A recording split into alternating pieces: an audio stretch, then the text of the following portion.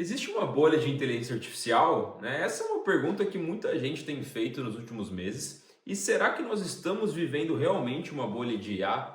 Né? Afinal, as ações das Big Techs, né? A gente pode citar várias, Alphabet, Nvidia, Microsoft e assim por diante, elas têm crescido numa velocidade muito alta e recebido uma valorização de trilhões de reais. Hoje recentemente, a Nvidia passou a ser a maior empresa do mundo. Mas será que isso realmente é uma bolha que está prestes a estourar? E qual que é a diferenciação entre essa bolha de inteligência artificial com a bolha.com ali na virada do século, 99, 2000? Será que é a mesma coisa? É isso que a gente vai tentar detalhar nesse vídeo. Agora a grande pergunta é: por que tanta gente fala de bolha de IA? Quando os investidores começam a ver uma alta ali expressiva de alguma ação que sobe 30, 40, 50, 60%, isso numa escada até que linear, existe uma preocupação. Será que isso é uma bolha começando ou já chegando no seu ponto de explosão?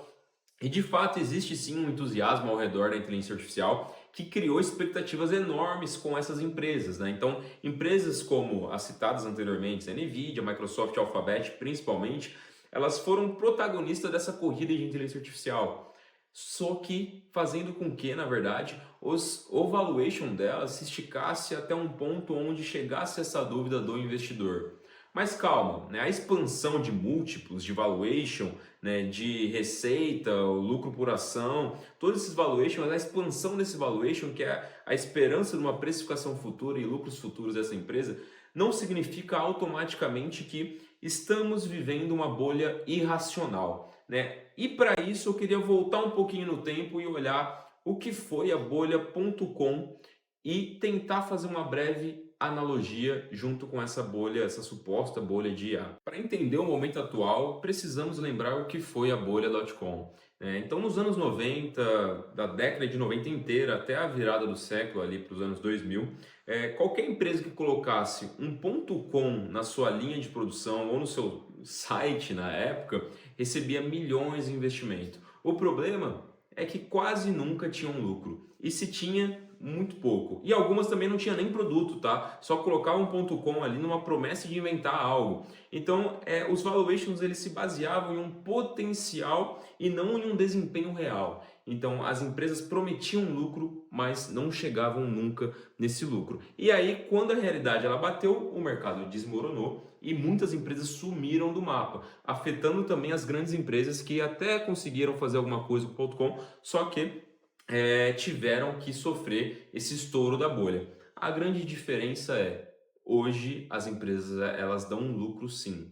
Agora, olhando o cenário atual, as empresas líderes em IA não são meras startups sem lucro, sem receita e sem produtos. Elas são companhias gigantes que já são altamente lucrativas e com modelos também altamente consolidados. Então a gente tem essa grande diferença, né? A Microsoft ela vem com lucros recordes, um crescimento forte em nuvem, assinaturas, a Nvidia também, a Alphabet também, todas elas investindo altamente em inteligência artificial, mas também mostrando que isso muda o balanço das empresas, né? Recentemente a gente teve a divulgação do balanço trimestral da Nvidia, que mostrou mais uma vez lucro recorde. Você vê bancos como Santander e Bradesco demitindo agora em massa funcionários, transformando eles em inteligência artificial. Então você tem uma democratização que a gente não vinha na internet, no ponto .com, que a inteligência artificial está trazendo. E isso é um acesso muito mais rápido e uma revolução tecnológica muito maior e mais eficaz do que foi a bolha do ponto .com. Então a grande diferença é, a internet na época ela era limitada. Hoje a inteligência artificial ela é acessível para qualquer pessoa. Mas então, Lucas, não existe nenhum risco? Claro que existe risco. E esse é o grande ponto do mercado e essa euforia toda com a inteligência artificial hoje. Existe sim o risco, os valuations eles estão sim altos, algumas ações já embutem expectativas muito elevadas de crescimento e lucro, então, especialmente a Nvidia e algumas empresas ali que estão mais expostas a IaaS, tá? E sim, podemos ver correção no curto prazo, mas resultados não resultados estão vindo. E se os resultados estão vindo, a inteligência artificial ela pode sim mudar o rumo dos lucros corporativos nos próximos anos. Então a correção ela faz parte de qualquer movimento e qualquer inovação tecnológica e não quer dizer que é uma bolha, né? Então você tem ali uma grande questão que é o que vem balançando o mercado. O que pode acontecer nos próximos anos? Então, o mais provável é um cenário parecido com outras revoluções tecnológicas, que normalmente acontecem em três etapas, né? Se a gente voltar no tempo, todas as revoluções que envolvem tecnologias, elas têm esse processo, que é um entusiasmo inicial, algo que parecido com o que nós estamos passando hoje, depois uma correção nesses preços do entusiasmo, e não necessariamente essa correção é uma bolha, tá? Esse é um ponto muito importante. E depois uma adoção massiva dessa nova tecnologia. Empresas elas aumentam o lucro e a tecnologia ela tende a tornar-se indispensável, tá? Qual que é a grande questão com esse ciclo que nós estamos vivendo nesse exato momento, né? A fase inicial e a terceira fase, elas estão praticamente juntas, porque existe sim um entusiasmo, só que ao mesmo tempo as empresas elas estão já divulgando lucros em cima desse entusiasmo, que é o grande diferencial da bolha do ponto com para essa fase de incógnita que nós estamos vivendo com a inteligência artificial. Então, respondendo à pergunta inicial, está exagerado?